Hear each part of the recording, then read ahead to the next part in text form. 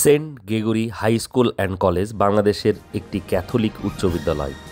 এটি তৎকালীন ব্রিটিশ ভারতের ঢাকার লক্ষ্মীবাজারে 1882 সালে বেলজিয়ামের বেনেডিক্টাইন ধর্মযাজক গ্রেগরি ডি গ্রুট প্রতিষ্ঠা করেন।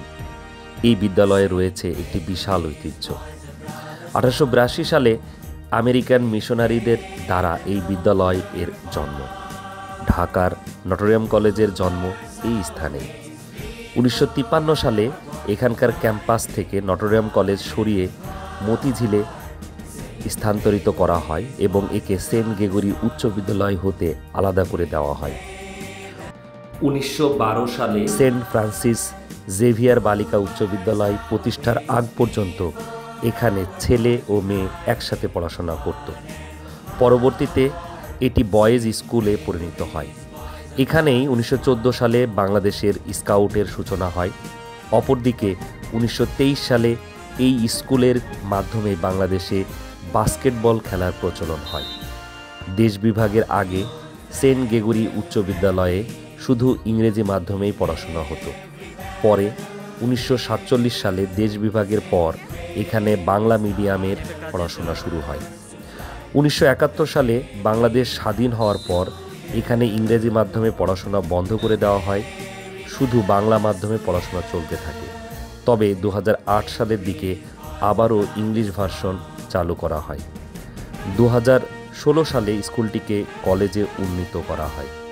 1971 সালের 31শে মার্চ এই স্কুলের প্রাঙ্গণ থেকে ছাত্র শিক্ষক সহ মোট 30 জনকে পাক হানাদার বাহিনী জগন্নাথ কলেজ সংলগ্ন আর্মি ক্যাম্পে ধরে নিয়ে যায় ও নির্মমভাবে হত্যা করে। এই দিন শিক্ষক পিডি কস্তা সহ একাধিক শিক্ষককে নির্মমভাবে হত্যা করা হয়।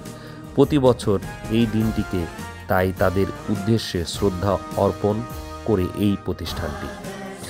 ফাদার গ্রেগরি ডি গ্রুট এই বিদ্যালয়ের প্রথম প্রধান শিক্ষক ছিলেন। বর্তমান এই প্রতিষ্ঠানে অধ্যয়নরত ছাত্রের সংখ্যা প্রায় 5000।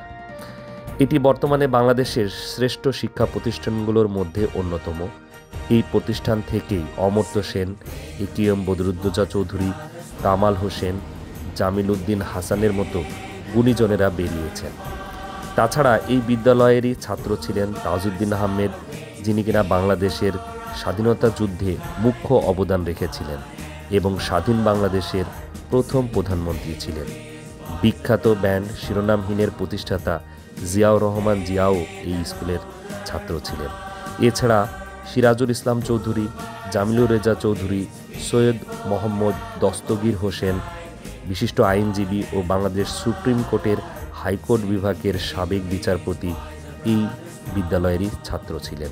শতবর্ষী এই প্রতিষ্ঠানের জন্য রইল ভালোবাসা ও শুভকামনা।